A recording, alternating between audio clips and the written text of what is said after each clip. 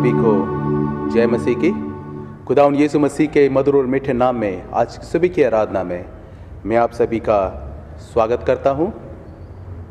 आज हम Epiphany day को हम लोग आज सेलिब्रेट करते हैं, उसको मनाते हैं, जिसे प्रभु के प्रकाशन का पर्व भी कहा जाता है, जो 6 जनवरी को आता है। लेकिन हम आज प्रभु यीशु के प्रकाशन के पर्व को हम लोग मनाते हैं, क्योंकि पूर्व देश के कुछ मजूसी, जिन्हें खुदावंद यीशु मसीह के विषय में जब ज्ञात हुआ कि एक राजा पैदा हुआ है, तो वो खुदावंद यीशु मसीह को ढूंढते हुए और तारे की अगुवाई में उन्होंने खुदावंद यीशु मसीह को उन्होंने पाया, और खुदावंद यीशु मसीह ने एक परमेश्वर के रूप में अपने आप को उनके सामने प्रकाशित किया। और उनको हम लोग 3 मजूसियों के नाम से भी हम लोग जानते हैं, जो कि पूर्व देश के 3 राजा थे, ऐसा हम लोग कहते हैं। और वो अपने साथ उस बालक यीशु को, उस राजा को भेंट चढ़ाने के लिए अपने साथ सोना, मुर्र और लोबान लेके आए थे। और आज के दिन हमारे लिए, आज के दिन का विषय है कि पूर्व देशों से ज्ञानियों का आगमन इस बात का चिन्ह है कि प्रभु यीशु मसीह पृथ्वी के सब लोगों के लिए है। और आज परमेश्वर का वचन हमसे ये कहता है, उसी ने मुझसे ये भी कहा है, ये तो हल्की सी बात है कि तू याकूब के गोत्रों का उद्धार करने और इस्राएल के रक्षित लोगों को लौटा ले आने के लिए मेरा सेवक ठहरे। मैं तुझे जाति जाति के लिए ज्योति ठहराऊंगा कि मेरा उद्धार पृथ्वी की एक ओर से दूसरी ओर तक फैल जाए।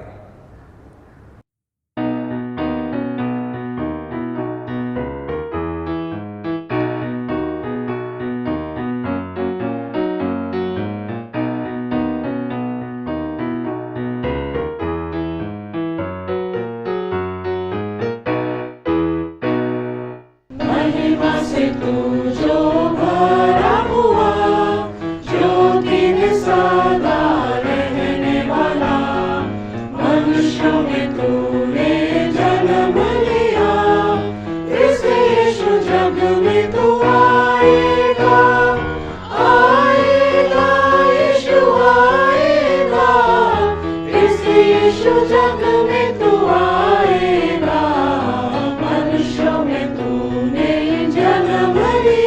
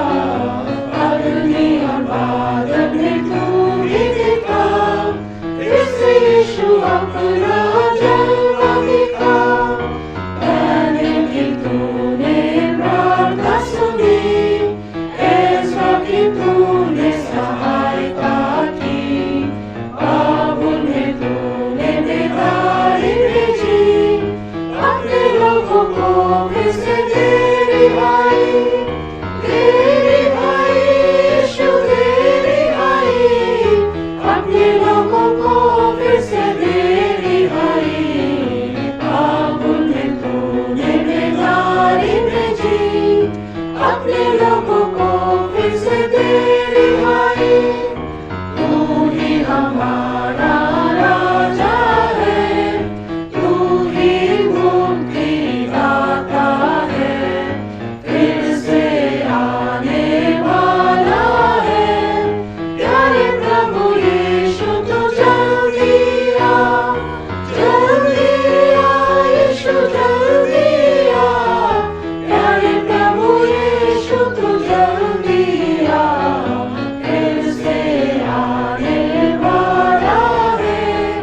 प्यारे प्रभु यीशु तू जल्दी आ। एक बार फिर हम लोग प्रभु यीशु के चरणों में अपने आप को लेके आते हैं और हम सब मिलकर एक साथ प्रार्थना को करेंगे। और हम अपने इस देश के लिए और उन जगहों के लिए जहाँ पर अब ये कोविड का प्रकोप फैल रहा है, दुआ करें कि खुदा अपनी दया सबके ऊपर करे कि ये बीमारी इस दुनिया से और हम लोगों के बीच में से ख़त्म होने पाए और एक बार फिर जो है कि हमारे देश में शांति और अमन आने पाए। आइए हम लोग प्रार्थना में जाएंगे। हमारे खुदा यीशु मसीह का अनुग्रह, परमेश्वर का प्रेम और पवित्र आत्मा की सहभागिता आप सबके साथ होती रहे। हम प्रार्थना करें। सर्वशक्तिमान परमेश्वर, आपके सम्मुख सबके हृदय खुले हैं, आप सबकी अभिलाषाओं को जानते हैं और आपसे कोई भी बेछिपा नहीं है। अपने पवित्र आत्मा की प्रेरणा से हमारे हृदय के विचारों को शुद्ध कीजिए ताकि हम आपसे पूर्ण रूप से प्रेम करें और योग्य रीति से आपके पवित्र नाम की स्तुति करें, हमारे प्रभु यीशु मसीह के द्वारा। आमीन। स्वर्ग में परमेश्वर की महिमा और पृथ्वी पर उसके लोगों को शांति। हे प्रभु परमेश्वर, स्वर्गीय राजा, सर्वशक्तिमान पिता परमेश्वर, हम आपकी आराधना करते, आपको धन्यवाद देते और आपकी महिमा के कारण आपकी स्तुति करते हैं। हे प्रभु यीशु मसीह, परमेश्वर पिता के इकलौते पुत्र, हे प्रभु परमेश्वर, हे परमेश्वर के मेमने, आप जगत का पाप उठा ले जाते हैं, हम पर दया कीजिए। आप पिता की दाहिनी ओर विराजमान है, हमारी प्रार्थना स्वीकार कीजिए, क्योंकि केवल आप ही पवित्र हैं, आप ही प्रभु हैं, आप ही यीशु मसीह पवित्र आत्मा के साथ परमेश्वर पिता की महिमा में परम उच्च हैं। आमीन। हम दया याचना की प्रार्थना हम सब एक साथ करें। प्रभु हम पर दया कीजिए, प्रभु हम पर दया कीजिए, क्रिस्त हम पर दया कीजिए, क्रिस्त हम पर दया कीजिए, प्रभु हम पर दया कीजिए, प्रभु हम पर दया कीजिए। आज की विशेष प्रार्थना। हे शाश्वत परमेश्वर, आप एक तारे की अगुवाई में पूर्वी देशों के ज्ञानियों को अपने पुत्र के चरणों पर लाए। वर दीजिए कि विश्व की समस्त कौमें आपके पुत्र के प्रकाश की ओर आकर्षित हो और अंत में आपके महिमापूर्ण ईश्वरत्व के दर्शन करें। हमारे प्रभु यीशु मसीह के द्वारा, जो आपके पवित्र आत्मा के साथ एक परमेश्वर है, अब और सदा सर्वदा जीवित और राज्य करते हैं। आमीन। आज का उत्तरवादी पाठ लिया गया है भजन संहिता 72 1 से 2, 8 और 11 से 13 आयत। आप कृपया उत्तर करें। उसके द्वारा सभी राष्ट्र आशीषित हों। हे परमेश्वर, राजा को अपने नियम बता, राजपुत्र को अपना धर्म सिखला। वो तेरी प्रजा का न्याय धर्म से और तेरे दीन लोगों का न्याय ठीक ठाक चुकाएगा। वो समुद्र में समुद्र तक और महानद से पृथ्वी की छोर तक प्रभुता करेगा। सब राजा दंडवत करेंगे, जाति जाति के लोग उसके अधीन हो जाएंगे, क्योंकि वो दोहराई देने वाला दरिद्र को और दुखी और असहाय मनुष्य का उद्धार करेगा। वो कंगाल और दरिद्र पर तरस खाएगा और दरिद्रों के प्राणों को बचाएगा।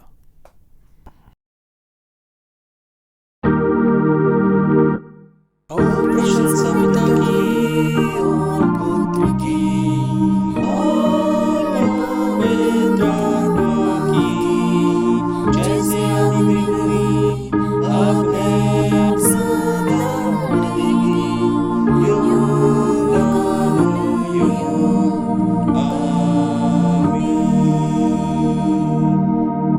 पहला अध्ययन मैं पढ़ूंगी पुराने नियम यशायाह भविष्यवक्ता की पुस्तक अध्याय 45 22 आयत से 25 आयत तक।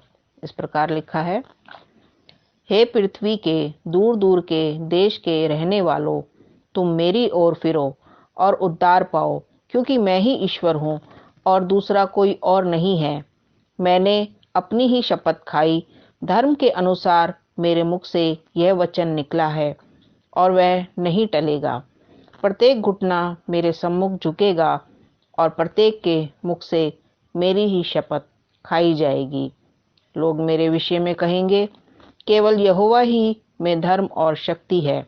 उसी के पास लोग आएंगे और जो उससे रूठे रहेंगे उन्हें लज्जित होना पड़ेगा। इज़राइल के सारे वंश के लोग यहोवा ही के कारण धर्मी ठहरेंगे और उसकी महिमा करेंगे। यह परमेश्वर का वचन है। परमेश्वर अपने वचन के कहे और सुने जाने पर आशीष दे। आमीन। मैं आपके सामने पढ़ूंगी इफिसियों की पत्री, उसका 3 अध्याय, उसकी 1 से और 13 आयत तक। यहाँ इस प्रकार लिखा है, इसी कारण मैं पौलुस, जो तुम अन्य जातियों के लिए मसीह यीशु का बंदी हूँ, यदि तुमने परमेश्वर के उस अनुग्रह के प्रबंध का समाचार सुना हो जो तुम्हारे लिए मुझे दिया गया, अर्थात यह कि वह भेद मुझ पर प्रकाशन के द्वारा प्रकट हुआ, जैसा मैं पहले ही संक्षेप में लिख चुका हूँ, जिससे तुम पढ़कर जान सकते हो कि मैं मसीह का वह भेद कहाँ तक समझता हूँ, जो अन्य समूह में मनुष्य की संतानों को ऐसा नहीं बताया गया था, जैसा कि आत्मा के द्वारा अब उसके पवित्र प्रेरितों और भविष्यद्वक्ताओं पर प्रकट किया गया है। अर्थात यह कि मसीह यीशु में सुसमाचार के द्वारा अन्य जातीय लोग मिरास में साझी और एक ही देह के और प्रतिज्ञा के भागी हैं। मैं परमेश्वर के अनुग्रह के उस दान के अनुसार जो उसकी सामर्थ्य के प्रभाव के अनुसार मुझे दिया गया, उस सुसमाचार का सेवक बना। मुझ पर जो सब पवित्र लोगों में से छोटे से भी छोटा हूँ, यह अनुग्रह हुआ कि मैं अन्य जातियों को मसीह के अगमय धन का सुसमाचार सुनाऊं और सब पर यह बात प्रकाशित करूं कि उस भेद का प्रबंध क्या है, जो सबके सृजनहार परमेश्वर में आदि से गुप्त था, ताकि अब कलीसिया के द्वारा परमेश्वर का विभिन्न प्रकार का ज्ञान उन प्रधानों और अधिकारियों पर जो स्वर्गीय स्थानों में हैं प्रकट किया जाए, उस सनातन मनसा के अनुसार जो उसने हमारे प्रभु मसीह यीशु में की थी, जिसमें हमको उस पर विश्वास करने से साहस और भरोसे के साथ परमेश्वर के निकट आने का अधिकार है। इसलिए मैं विनती करता हूँ कि जो कलेश तुम्हारे लिए मुझे हो रहे हैं, उनके कारण साहस ना छोड़ो, क्योंकि उनमें तुम्हारी महिमा है। प्रभु यीशु के वचन के पढ़े और सुने जाने पर आशीष हो। आमीन। आज का सुसमाचार पाठ लिया गया है मत्ती रचित सुसमाचार, उसका 2 अध्याय और पहले से 12वीं आयत तक। हेरोदेस राजा के दिनों में जब यहूदियों के बैतलहम में यीशु का जन्म हुआ, तो देखो, पूर्व से कई ज्योतिषी यरूशलेम में आकर पूछने लगे कि यहूदियों का राजा जिसका जन्म हुआ है कहाँ है, क्योंकि हमने पूर्व में उसका तारा देखा है और उसको प्रणाम करने आए हैं। ये सुनकर हेरोदेस राजा और उसके साथ सारा यरूशलेम घबरा गया और उसने लोगों के सब महायाजकों और शास्त्रियों को इकट्ठे करके उनसे पूछा कि मसीह का जन्म कहाँ होना चाहिए। उन्होंने उससे कहा, यहूदिया के बैतलहम में, क्योंकि भविष्यवक्ताओं के द्वारा यो लिखा था कि बैतलहम में जो यहूदा के देश में है, तू किसी रीति से यहूदा के अधिकारियों में सबसे छोटा नहीं, क्योंकि तुझ में से एक अधिपति निकलेगा जो मेरी प्रजा इज़राइल की रखवाली करेगा। तब हेरोदेस ने ज्योतिषियों को चुपके से बुलाकर उनसे पूछा कि तारा ठीक किस समय दिखाई दिया था, और उसने यह कहकर उन्हें बेतलहम भेजा कि जाकर उस बालक के विषय में ठीक ठीक मालूम करो, और जब वो मिल जाए तो मुझे समाचार दो, ताकि मैं भी आकर उसको प्रणाम करूं। वे राजा की बात सुनकर चले गए, और देखो, जो तारा उन्होंने पूर्व में देखा था वह उनके आगे आगे चला, और जहां बालक था उस जगह के ऊपर पहुंचकर ठहर गया। उस तारे को देखकर वे अति आनंदित हुए, और उस घर में पहुंचकर उस बालक को उसकी माता मरियम के साथ देखा, और मुंह के बिल गिरकर उसे प्रणाम किया, और अपना अपना थैला खोलकर उसे सोना और लोबान और गंधरस की भेंट चढ़ाई। और स्वप्न में ये चेतावनी पाकर कि हेरोदेस के पास फिर ना जाना, वे दूसरे मार्ग से होकर अपने देश को चले गए।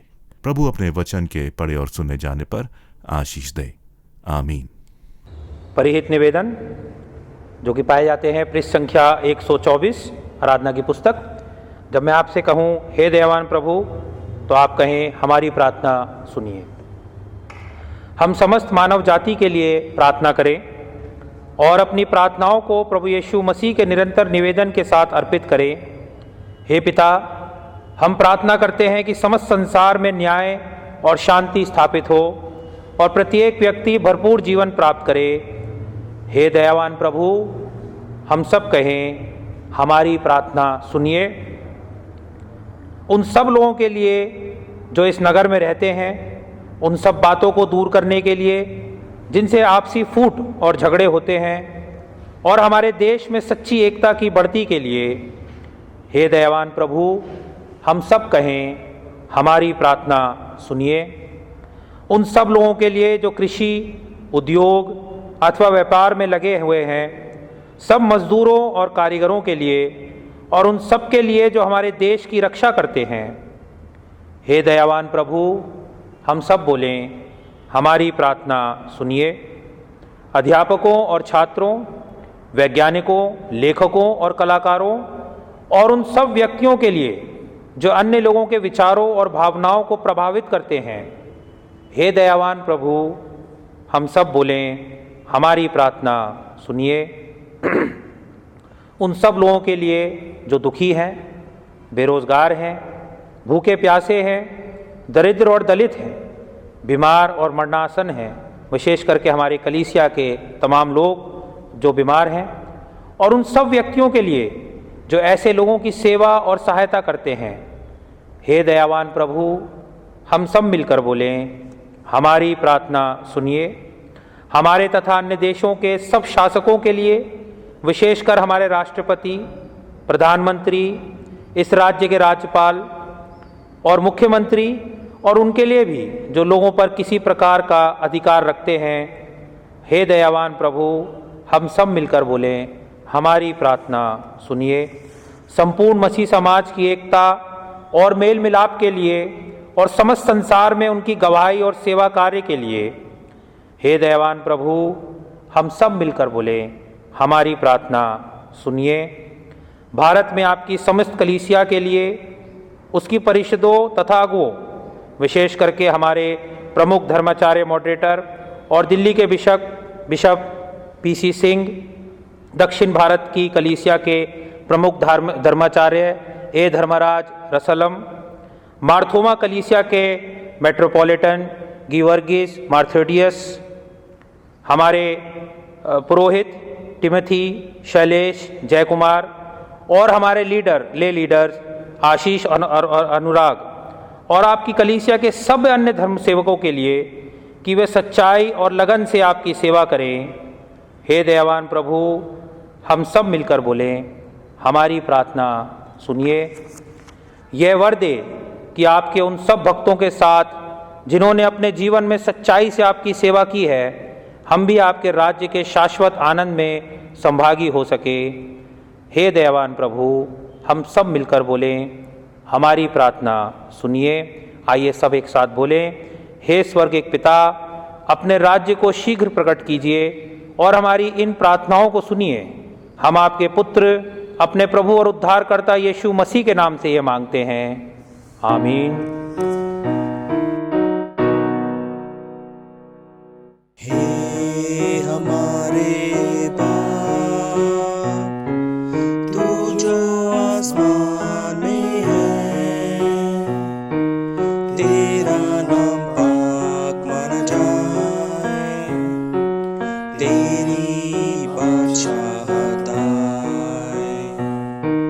हे हमारे बाप, जैसे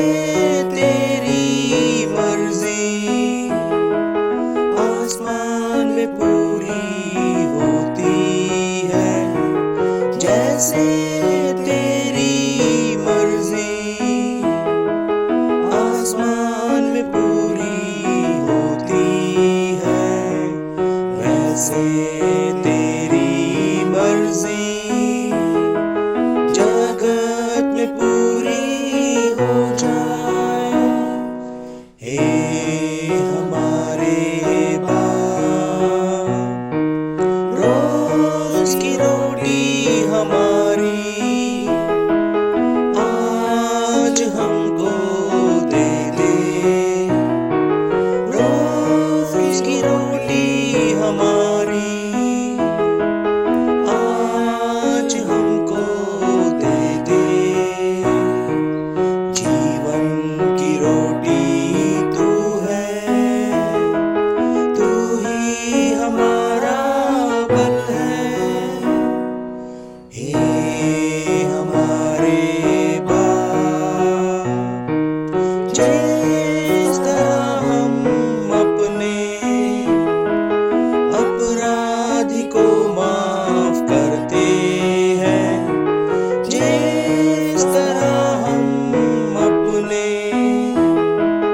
अपराधी को माफ करते हैं, उस तरह ही अपराध को माफ कर दे। हे हमारे बाप, हमको आज़माइशों में जाने तू ना दे, हमको आज़माइशों में जाने तू ना दे, बल्कि बुराई से बचा, अपनी राह पर चला। हे हमारे बाप, क्योंकि आसमानी बादशाह और कुव्वत कुदरत, क्योंकि आसमानी बादशाह और कुव्वत कुदरत, ज़र और ज़मीन का जलाल है, हमेशा हो तेरा तेरा। आमीन आमीन आमीन आमीन आमीन आमीन आमीन आमीन आमीन।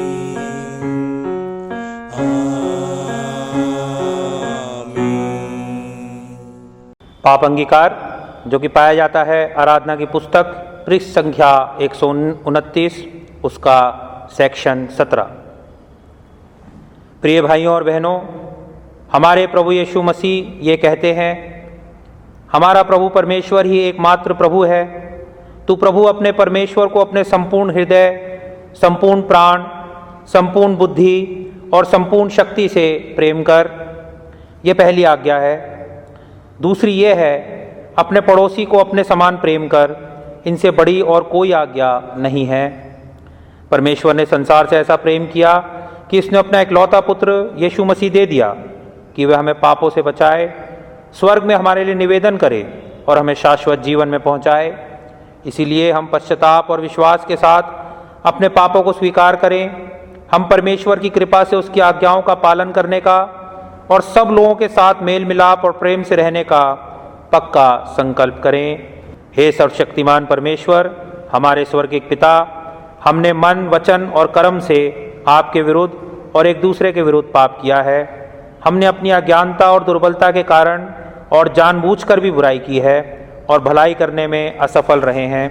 इन सब पापों के लिए हम सचमुच दुखी हैं और अंतःकरण से पश्चाताप करते हैं। आपके पुत्र यीशु मसीह ने हमारे लिए अपने प्राण दिए। उन्हीं के कारण हमने जो पाप किए हैं उनको क्षमा कीजिए और यह वर दीजिए कि भविष्य में हम नया जीवन पाकर सदा आपकी सेवा करें, ताकि आपके पवित्र नाम की महिमा हो। आमीन। सर्वशक्तिमान परमेश्वर उन सबको क्षमा करता है जो एक दूसरे को क्षमा करते और सच्चा पश्चाताप करते हैं। वे आप सब पर दया करें, आप सबके पापों को क्षमा करें और उनसे आपको छुटकारा दे। सब भले कामों में आपको स्थिर और सबल करे और शाश्वत जीवन में बनाए रखे। हमारे प्रभु यीशु मसीह के द्वारा। आमीन।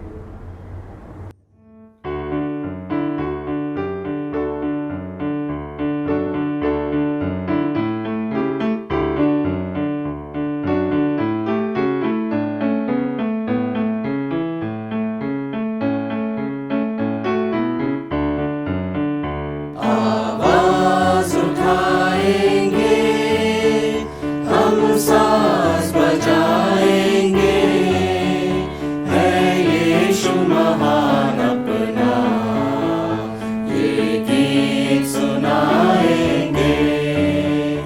आवाज उठाएंगे, संसार की सुंदरता में है रूप तो तेरा ही, इन चांद सितारों में है अक्स तो तेरा ही। संसार की सुंदरता में है रूप तो तेरा ही, इन चांद सितारों में है अक्स तो तेरा ही। महिमा की तेरी बातें हम सबको बताएंगे, है यीशु महान अपना, ये गीत सुनाएंगे। आवाज उठाएंगे, दिल तेरा खजाना है, एक पाक मोहब्बत का, था पा न सका कोई, सागर है तू उल्फत का। दिल तेरा खजाना है, एक पाक मोहब्बत का, था पा न सका कोई, सागर है तू उल्फत का।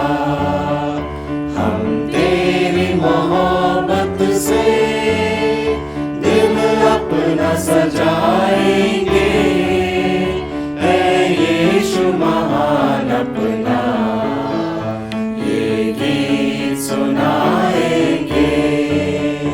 आवाज उठाएंगे, ना देख सका हमको तू पाप के सागर में, और बन के मनुष्य आया आकाश से सागर में।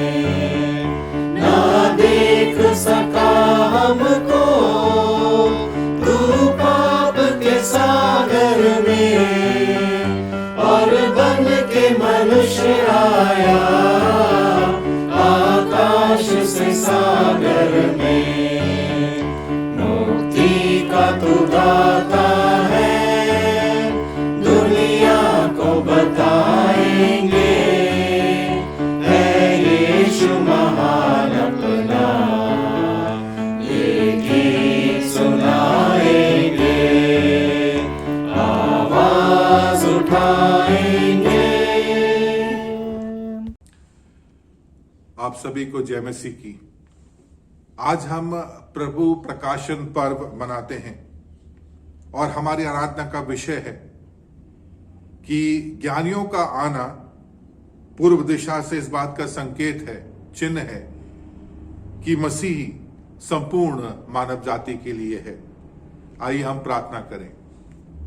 परमेश्वर पिता, पुत्र, पवित्र आत्मा के नाम में आमीन।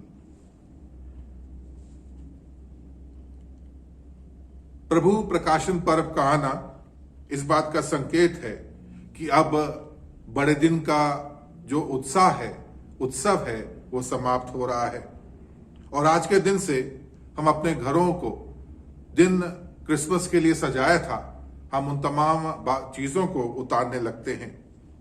लेकिन क्या एपिफेनी या प्रभु प्रकाश पर्व का अर्थ केवल यही है? एपिफेनी या प्रभु प्रकाशन का अर्थ यह है कि प्रभु जो है उसका उल्लेख, उसकी घोषणा, उसका प्रकाशन सभी लोगों को बताया जाए कि प्रभु यीशु वास्तव में है कौन। और आज इस प्रभु प्रकाश पर्व पर मैं 3 बातों पर जोर देना चाहता हूं। पहली बात यह है कि भले ही परमेश्वर ने प्रभु यीशु में अपने आप को एक विशेष जाति के द्वारा प्रस्तुत किया, लेकिन प्रभु का प्रकाशन संपूर्ण मानव जाति के लिए है। मैं और आप जानते हैं कि प्रभु की योजना में इज़राइल का अपना महत्व था। इज़राइल परमेश्वर के चुने हुए लोग थे, लेकिन इज़राइल इसलिए नहीं चुने गए थे कि उनमें कोई अपने आप में खूबी थी, लेकिन वो इसलिए चुने गए थे ताकि प्रभु उनके द्वारा अपनी योजना को पूरी कर सके। और वो योजना ये थी कि इज़राइल के द्वारा संसार की तमाम जातियां आशीष पाएं। लेकिन इज़राइल जो उसको एक अहम भूमिका थी कि वो परमेश्वर के चुने हुए लोग हैं, वो इस बात पर तो घमंड करते थे, गर्व करते थे, ध्यान रखते थे, लेकिन ये कि उनके द्वारा जातियां आशीष पाएंगी, वो इस बात को अक्सर भूल जाया करते थे। दूसरी बात जो प्रभु प्रकाशन पर्व पर हम देख सकते हैं वो ये है कि जो सच्चाई से प्रभु को खोजते हैं वो प्रभु को अवश्य पाते हैं। बाइबल ज्ञानी इस बात को मानते हैं कि जो 3 ज्ञानी आए थे वो सबसे आखिर में आए थे और यह संभव है कि उनको प्रभु यीशु को खोजते खोजते 2 साल लग गए थे। कौन थे ये 3 ज्ञानी पुरुष? कुछ बाइबल के ज्ञानी कहते हैं कि ये वो थे जो धार्मिक खोज में लगे थे, जो तारों को पढ़ा करते थे, या वो 3 राजा थे। वो जो भी थे, एक बात तो स्पष्ट है कि वो प्रभु की खोज में निकले थे और वो यहूदी समाज से नहीं थे। और जब हम इस बात को देखते हैं तो हमें साफ समझ आता है कि अगर कोई खोजने वाला है तो उसको अपनी खोज पूरी करने के लिए दृढ़ संकल्प करना होगा, बहुत सी बातों का सामना करना होगा और पूरा प्रयास करना होगा। जो अटकलें आए उनसे ऊपर उठना पड़ेगा ताकि वो सचमुच अपनी खोज को पूरा कर सके। कोई भी खोज जो होती है उसमें समय लगता है और अलग अलग प्रयास लगता है ताकि वो खोज पूरी हो सके। और हम प्रभु यीशु के शब्दों को याद करते हैं जो उन्होंने पहाड़ी उपदेश में कहे, मत्ती 3:13 में, जब वो कहते हैं कि पहले हम परमेश्वर और उसके राज्य और उसके धर्म की खोज करें। और ये जो खोज है उसको करना प्रभु यीशु हमें चुनौती देते हैं ताकि हम सदा प्रभु को खोजने वाले हो सकें। और ये 3 ज्ञानी जो पूर्व से प्रभु यीशु के सम्मुख आए थे, वो प्रभु यीशु को खोजते खोजते आए थे और उनको अपनी खोज का प्रतिफल मिला। उनकी यात्रा लंबी थी, कठिनाइयों से भरी होगी, समस्याओं का सामना किया होगा, लेकिन उन्होंने हियाब ना छोड़ा और वो प्रभु यीशु के दर्शन कर पाए, भले ही इसमें शायद उनको करीब 2 साल लग गए। आज इस प्रभु प्रकाशन पर्व में मुझे और आपको ये भी संकल्प करना है कि हम प्रभु के सच्चे खोजी होने वाले हो सके। तीसरी बात जो मैं और आप प्रभु प्रकाशन पर्व में अपने आप को स्मरण करा सकते हैं वो ये है कि हम प्रभु यीशु को क्या भेंट चढ़ाते हैं। ये इस बात को दर्शाता है कि प्रभु यीशु के प्रति हम क्या समझ रखते हैं। यूहन्ना 3:16 में हम जानते हैं कि लिखा है, परमेश्वर ने जगत से ऐसा प्रेम किया कि उसने अपना इकलौता पुत्र दे दिया। क्रिसमस का समय हम याद करते आए कि प्रभु परमेश्वर ने क्रिसमस के दिन संपूर्ण मानव जाति को एक अद्भुत भेंट प्रभु यीशु के रूप में दी। लेकिन प्रभु प्रकाश पर्व हमें अब चुनौती देता है कि ना सिर्फ हम इस बात को याद रखें कि प्रभु ने हमें क्या दिया, हम ये भी देखें कि हम प्रभु परमेश्वर को क्या भेंट चढ़ा सकते हैं। और जो मजूसी आए थे, जो ज्योतिषी आए थे, ज्ञानी आए थे, उनसे हम तीन गिफ्ट देखते हैं, 3 उपहार देखते हैं जो वो प्रभु यीशु के लिए लेके आए थे। और जो भी ये 3 ज्ञानी पुरुष प्रभु यीशु को अर्पित करते हैं, समर्पित करते हैं, भेंट चढ़ाते हैं, वो दर्शाता है कि वो प्रभु यीशु को किस रूप में जान पाए थे। जिस ज्ञानी पुरुष ने प्रभु यीशु को सोना दिया, वो प्रभु यीशु को जगत के राजा के रूप में देखता है। और जिसने प्रभु यीशु को लोबान भेंट चढ़ाया, वो ये दर्शाता है कि प्रभु यीशु समय आने पर दूसरों के लिए दुख उठाएंगे। और जिस ज्ञानी पुरुष ने प्रभु यीशु को गंधरस भेंट करी, वो दर्शाता है कि प्रभु की मृत्यु होगी। ये संकेत इस बात का प्रतीक है कि वो प्रभु यीशु को किस रूप में समझ पाए थे और वो वैसे ही भेंट प्रभु यीशु को चढ़ाते हैं। मैं और आप इस प्रभु प्रकाशन पर्व में, इस पूरे बड़े दिन के जो हमने उत्सव बनाए, उसमें किस रूप में प्रभु यीशु को समझ पाए हैं और हम क्या उसको भेंट चढ़ाते हैं। हम एक परमेश्वर सर्वशक्तिमान पिता पर विश्वास करते हैं। वह स्वर्ग और पृथ्वी का और समस्त दृश्य एवं अदृश्य वस्तुओं का करता है। हम एक प्रभु यीशु मसीह क्रिस्ट पर विश्वास करते हैं। वह परमेश्वर का एक लौता पुत्र, सर्वयुगों से पहले पिता से उत्पन्न, परमेश्वर से परमेश्वर, ज्योति से ज्योति, सत्य परमेश्वर से सत्य परमेश्वर, कृत नहीं वरन उत्पन्न है। उनका और पिता का तत्व एक है। उन्हीं के द्वारा सब वस्तुएं बनी। हम मनुष्य के लिए और हमारे उद्धार के निमित्त वह स्वर्ग से उतर आए।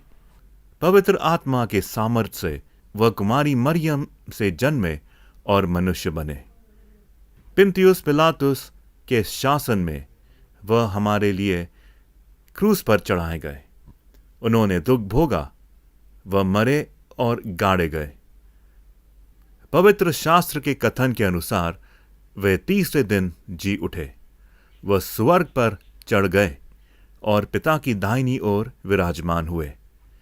वह जीवित और मृतकों का न्याय करने के लिए महिमा के साथ फिर आएंगे और उनके राज्य का कभी अंत ना होगा। हम पवित्र आत्मा पर विश्वास करते हैं। वह प्रभु और जीवन दाता है।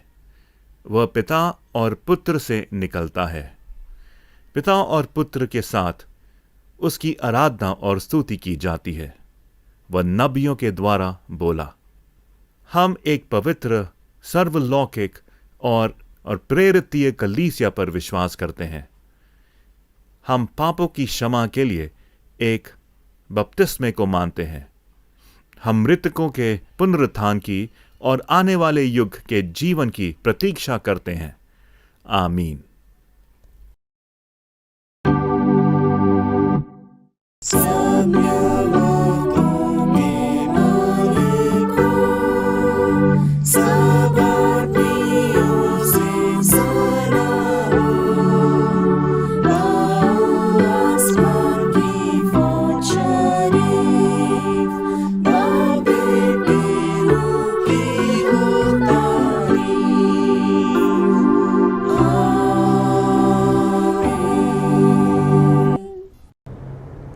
तुम्हारे मन और हृदय में प्रभु यीशु मसीह की ज्योति चमके और तुम उनकी महिमा को देख सको। और सर्वशक्तिमान परमेश्वर पिता, पुत्र और पवित्र आत्मा की आशीष आप पर हो और आपके साथ सदा सर्वदा बनी रहे। आमीन।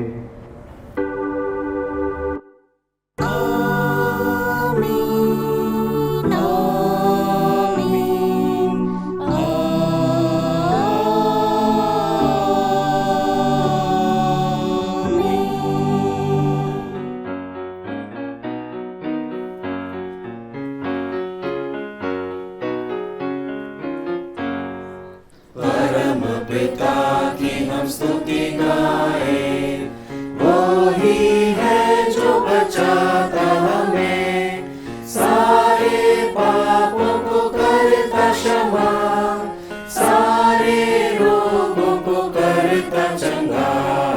परम पिता की हम स्तुति गाए, वो ही है जो बचाता हमें, धन्यवाद उसके आसनों में, आनंद से आए उसके चरणों में, संगीत गा के खुशी से मुक्ति की चट्टान को जय ललकारे। परम पिता की हम स्तुति गाए, वो ही है जो बचाता हमें, वो ही हमारा है परम पिता, तरस खाता है सदा सदा, पूरब से पश्चिम जितनी दूर, उतनी ही दूर के हमारे गुनाह। परम पिता की हम स्तुति गाए, वो ही है जो बचाता हमें, माँ की तरह उसने दी तसल्ली, दुनिया के खतरों में छोड़ा नहीं, खालिस दूध कलाम का दिया और दी हमेशा की जिंदगी।